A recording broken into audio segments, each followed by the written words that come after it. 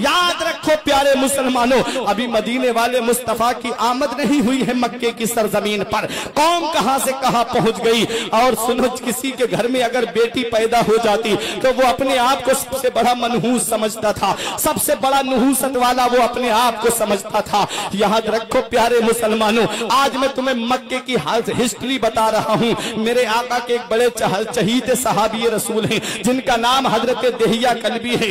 इतनी बड़ी शान मिली दहिया कल्बी को कि हजरत जिब्राइल अलैहिस्सलाम जब वही लेके आते थे तो हजरत दहिया कल्बी की सूरत में आते थे। वो हजरत दहिया कल्बी अपने जमाना जाहिलियत की एक बात बताते हैं, आका की बारगाह में आते हैं, आका कलमा पढ़ाइए, मुसलमान कर लीजिए। जब आका ने कलमा पढ़ाया तो दहिया कल्बी रोने लगे, कहते आका मैंने एक बहुत बड़ा गुनाह किया है। नबी फरमाते गुनाह क्या है? अर्ज करते हैं आका बहुत बड़ा गुनाह है। मेरे नबी ने फरमाया बताओ क्या समंदर के झागों से ज्यादा है, क्या आसमान के सितारों से ज्यादा बड़ा गुनाह है? अर्ज करते या रसूल अल्लाह, मैं अपने कबीले का सरदार था और मेरे अंदर 70 घर आते थे। आका मैंने अपने इन हाथों से 70 लड़कियों को जिंदा दरगोर कर दिया है, 70 बेटियों को जमीन में जिंदा गाड़ दिया है। आका ने इतना सुना आंखों में आंसू आ गए। मेरे आका ने चेहरा अनवर फेर लिया। अर्ज करते या रसूल अल्लाह, आप चेहरा अनवर फेर लेंगे तो हम कहां जाएंगे?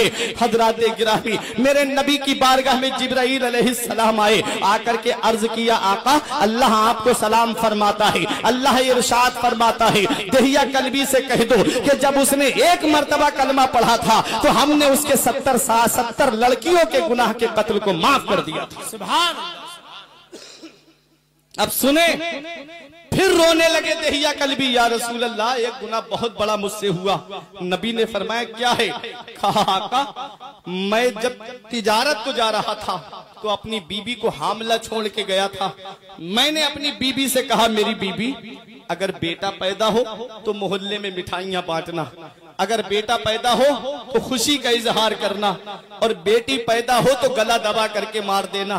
मेरी माँ और बहनों देखो नबी की आमद से पहले क्या हाल था मक्के की सरजमीन पे औरतों का और बेटियों का और बहनों का।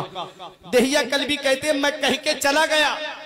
जब कई साल तिजारत के बाद मैं अपने घर वापस हुआ तो मैंने दरवाजा खटखटाया। जब दरवाजा खोला तो एक फूल सी बच्ची ने दरवाजा खोला।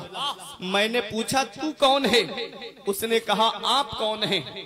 दहिया कल्बी कहते मैंने कहा मैं इस घर का मालिक हूँ।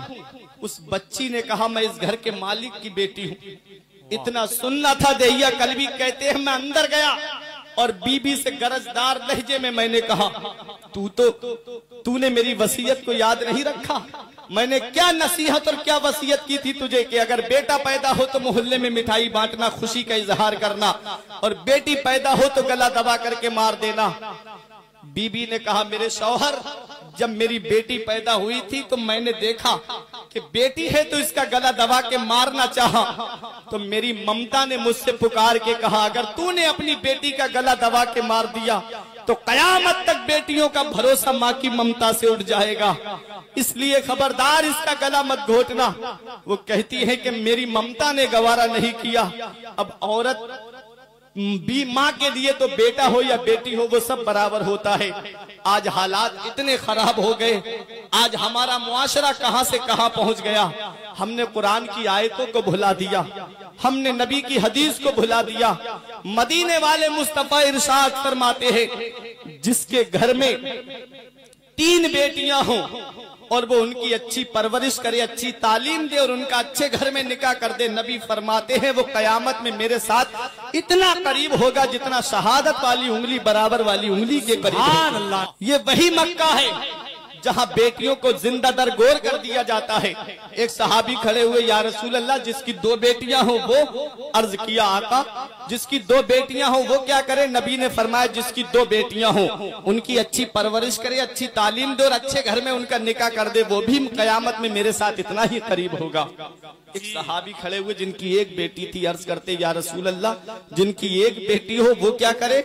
नबी ने फरमाया जिसकी 1 बेटी हो अच्छी तालीम दे, अच्छी तरबियत दे, अच्छी परवरिश करे, अच्छे घर में निकाह कर दे तो वो भी कयामत में मेरे साथ इतना ही करीब होगा। ये बेटियों से मोहब्बत का जज्बा है कि सहाबी खड़े होकर के पूछ रहे हैं आका एक हो, आका दो हो, वो क्या करे? नबी फरमाते हैं वो भी मेरे साथ कयामत में इतना ही करीब होगा।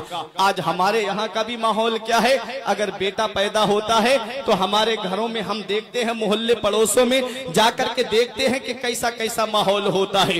ढोलों की आवाजें घरों से आती हैं, कैसे कैसे डांस पार्टियां ला करके लोग नचवाते अपने घर के दरवाजों पर। बेटे की पैदाइश पर यह हाल, और घर में बेटी पैदा हो जाए तो पूरे घर के चेहरे पे 12 बजने लगते हैं।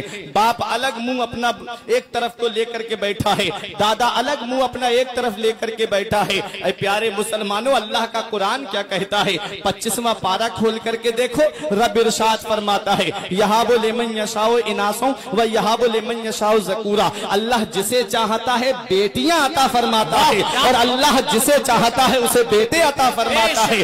और युज़व्विजुहु ज़ुकरानो व इनासा, और अल्लाह जिन्हें चाहता है उन्हें बेटे और बेटियां दोनों अता फरमाता है। बताना मकसद ये है, कुरान पढ़ करके देखो, इस आयत करीमा में परवरदिगारे आलम ने पहले बेटे का जिक्र नहीं किया है बल्कि पहले बेटी का जिक्र किया है। अरे प्यारे मुसलमानों, जिस घर में बेटी पैदा होती है उस घर में अल्लाह की 12 रहमतें नाजिल होती हैं।